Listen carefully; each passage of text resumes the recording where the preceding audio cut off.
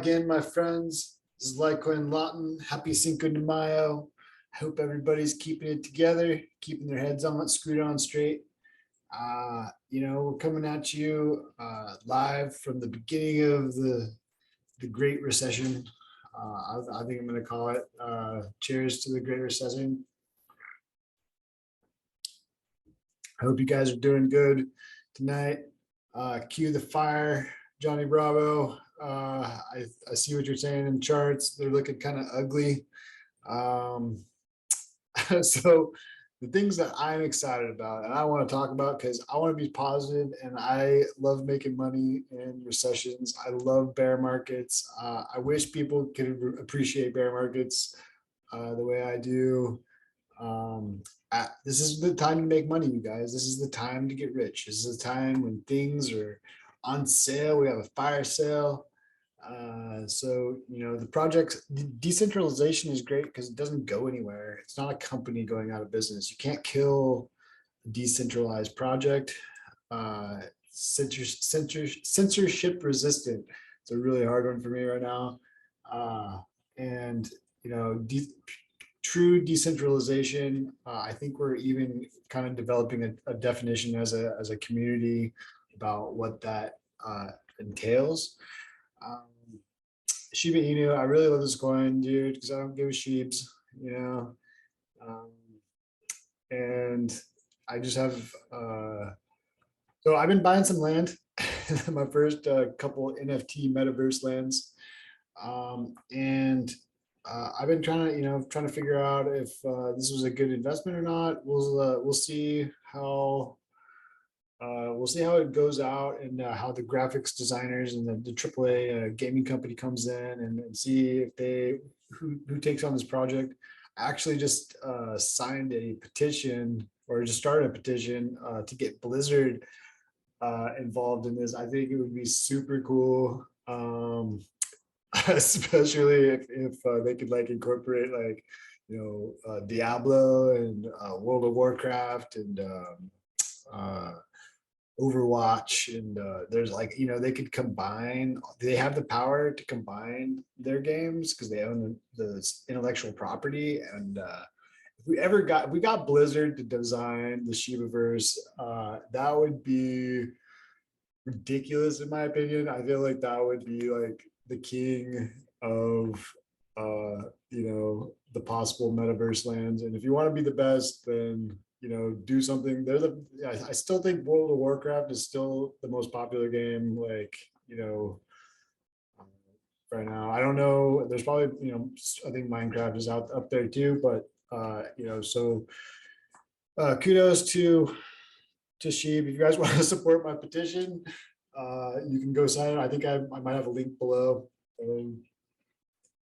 Nothing I said on this channel is financial advice. We just paper trade, but we like to paper trade and make a lot of paper money, and then we like to change that money into some beautiful cryptos, some beautiful censorship resistant protocols. So I love this. I love my channel because it's my channel, and I get to talk about whatever I want. And with the Shiba Inu, I wanted to do a thing. I wanted to figure out who Ryoshi was, because if you're invested in something, kind of the mystery man. And this article, I don't know if you guys have read this thing, but I basically it puts a connection between Elon Musk and Vitalik here. And he goes through scene one. Okay, so scene one is just these guys are talking to each other on Twitter, right? And Musk basically says, Ethereum, you should come over to our DEF CON, dude. And Vitalik's a big DEF CON guy, right? So he goes to DEF CON. He's like, come in October. And Musk is like, you know what should be developed in DEF CON? And guess what? He showed up, probably, masked up and discreet or whatever. And then you have scene two. It's like Ryoshi. Okay, so his first blog, the first blog of Ryoshi's. Okay, he basically says, the first thing I've met at DEF CON last year in Osaka, who came for some influence, and he had some influence in the space. Okay, he was talking about a guy about crypto philosophy and told him the vision, and he agreed to help. He made a token contract and put half of it on Uniswap and 10 ETH pair. He's a successful businessman, so 10 ETH was nothing to him. He threw away the liquidity keys so that ETH and the tokens could never be withdrawn, and he transferred the rest to me to do my part, right?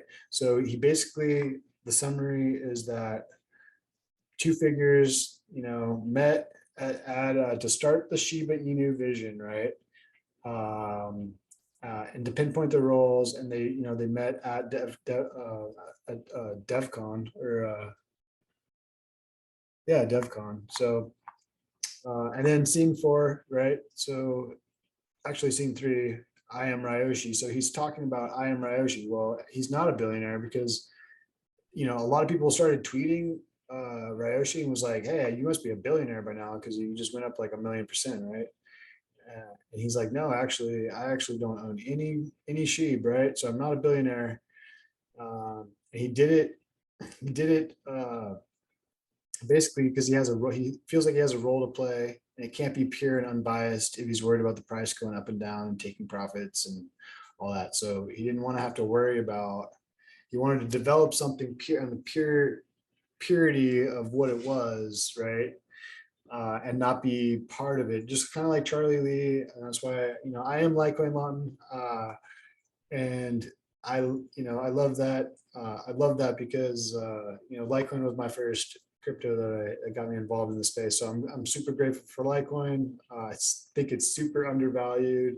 We just hit all-time highs on hash rate, and usually the price follows hash rate. So, shout out to Litecoin and Charlie Lee, dude. Hope to meet you someday. So scene 4, right? Okay, so Sheep Hodler asks Elon Musk, right? How much Shiba you holding? And he's like, he laughs and he's like none, right? Very Ryoshi-ish, in my opinion. Is it definitive proof? Probably not, but what can we say? Bitcoin on a freaking tear, right? And God, I wish Michael Saylor would not have called out his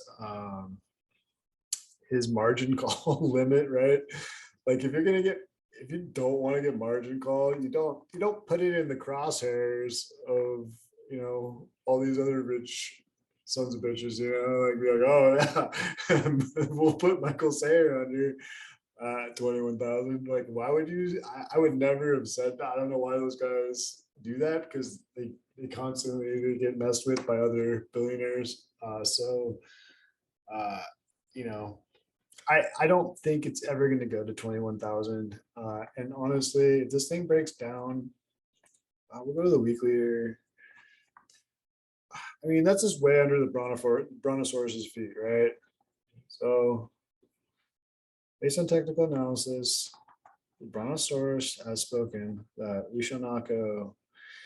I mean, the breakdown target of this thing, if you were to measure just a true bear flag, right? If this is a true bear flag, which it's looking more and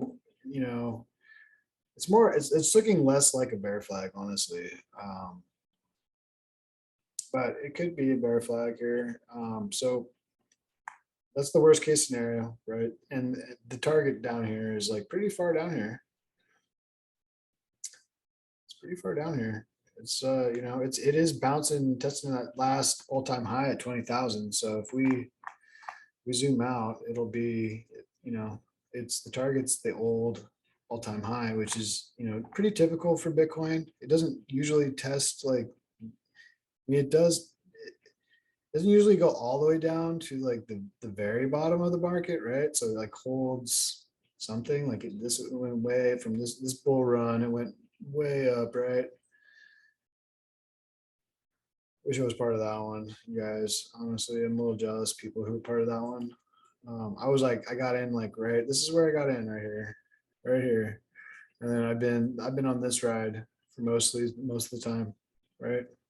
So yeah, I made profit, but it took me a while. I actually started buying a lot down here. I was actually smart. I do say the first time I bought was right here, but then I bought that one and that one, and then we a bunch down there, and I was like, wow.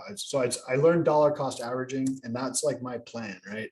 Dollar cost averaging is my plan, and I will say it's one of the most powerful things in your tool chest. If you can dollar cost average well and understand what that means and have faith in this project, I mean, just zoom out, okay? Zoom out. Like, well, I mean, this is when it's just like, if you're gonna give something to your kids or like pass on a legacy, um, you know, it doesn't take a rocket scientist to know where the brontosauruses are going. Okay, so anyways, that's my take. The dollar right now is really doing some very interesting things. Um, let's hope for a double top here. It might break out here. If it really breaks this level, it's really tapping on this thing right here. So it's tapping on this resistance zone. So I mean, how many times is it going to tap? Or we can hope for a triple top, like a macro triple top.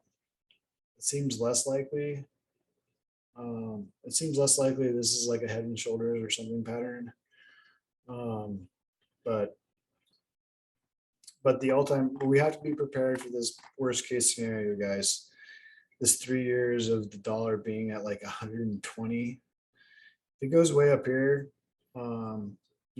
this is like the tech market is getting destroyed. I went through it on my last video. Like Apple gets destroyed, like 91%. Microsoft, gold actually did pretty good. So, gold ETFs and probably miners right now are a pretty good play in this recession. I think cryptos are going to do something really special. This might be like this next bull run. I've heard, could be like the last bull run. It could be the one that we're thinking is just going to, it's going to pull like all the governments and companies just get in at one time and just destroy. Like, it's just going to be like, it'll be like Bitcoin on this first like super legacy. It's right, the super legacy Bitcoin.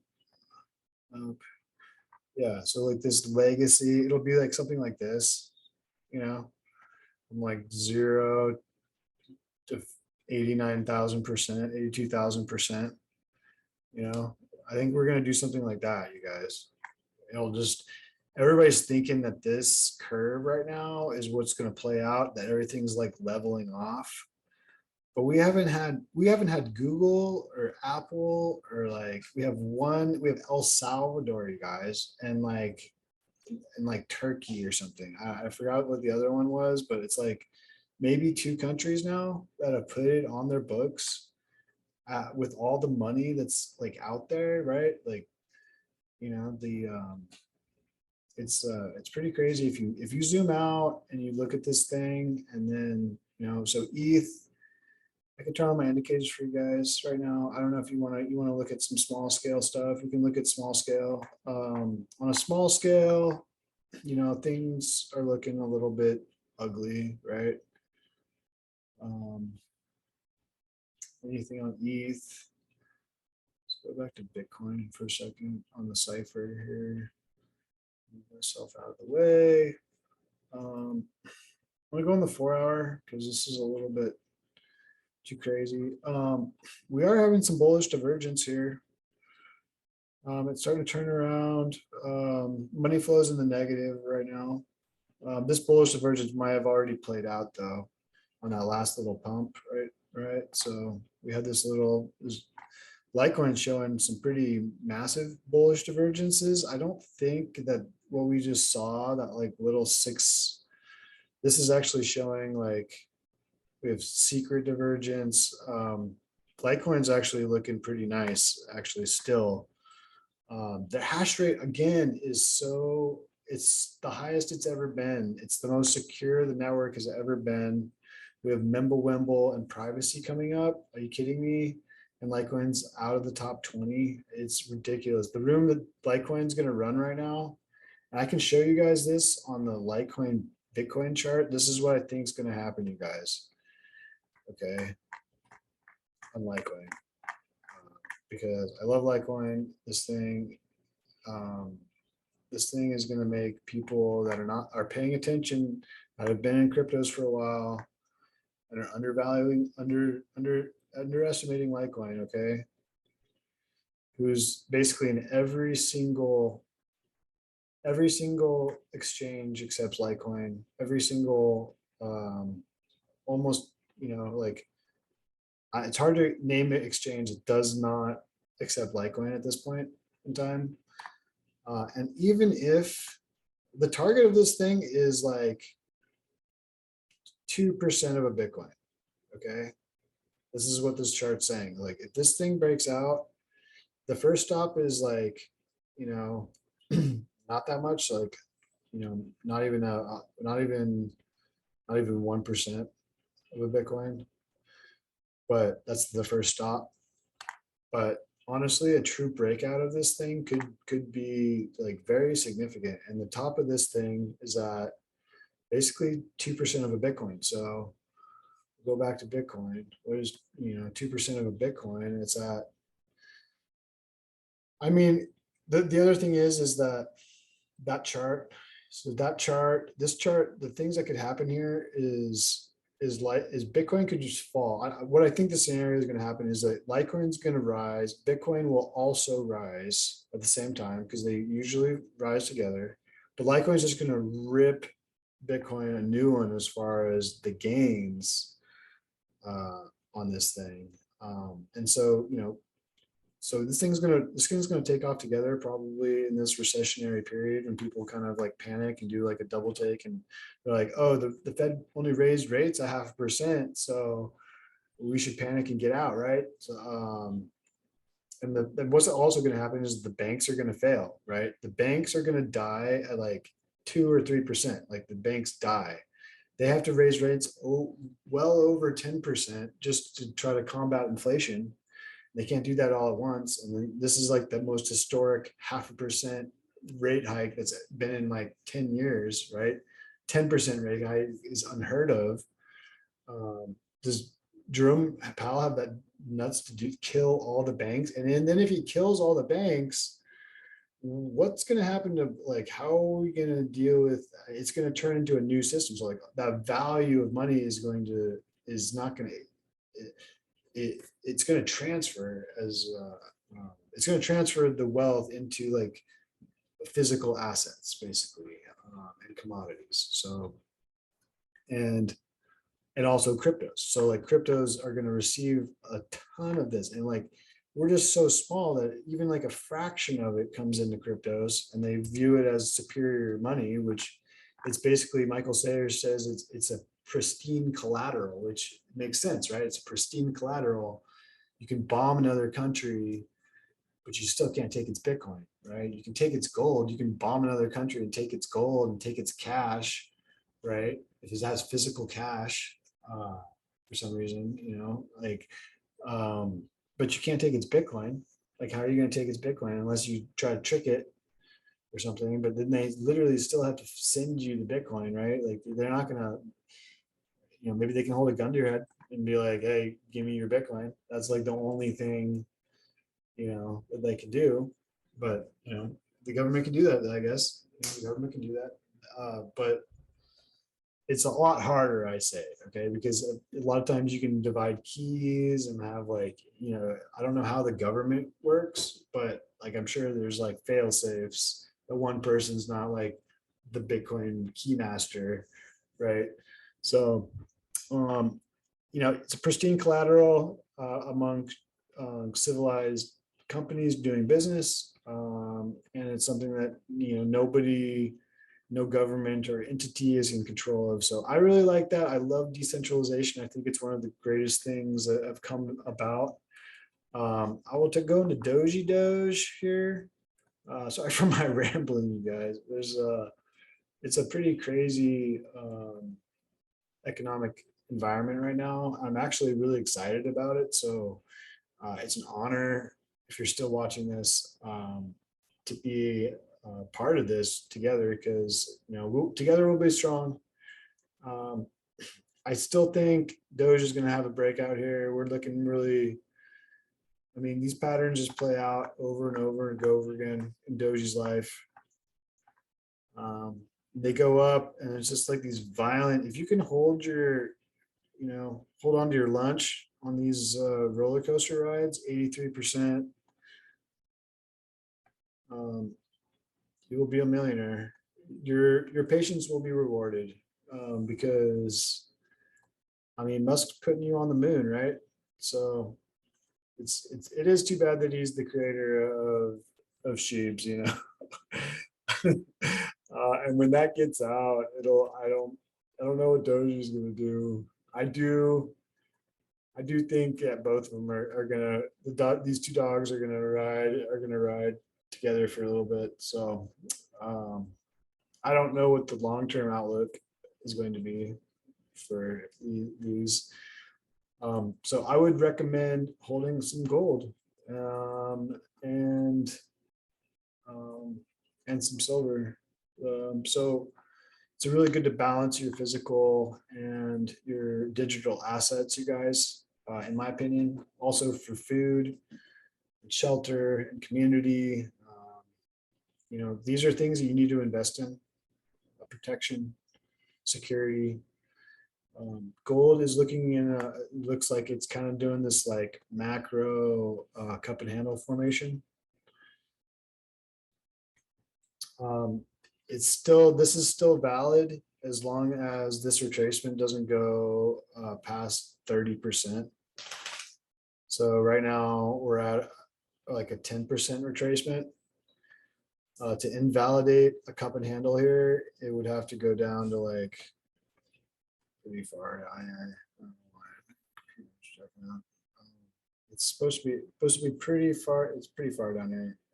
So yeah, to invalidate,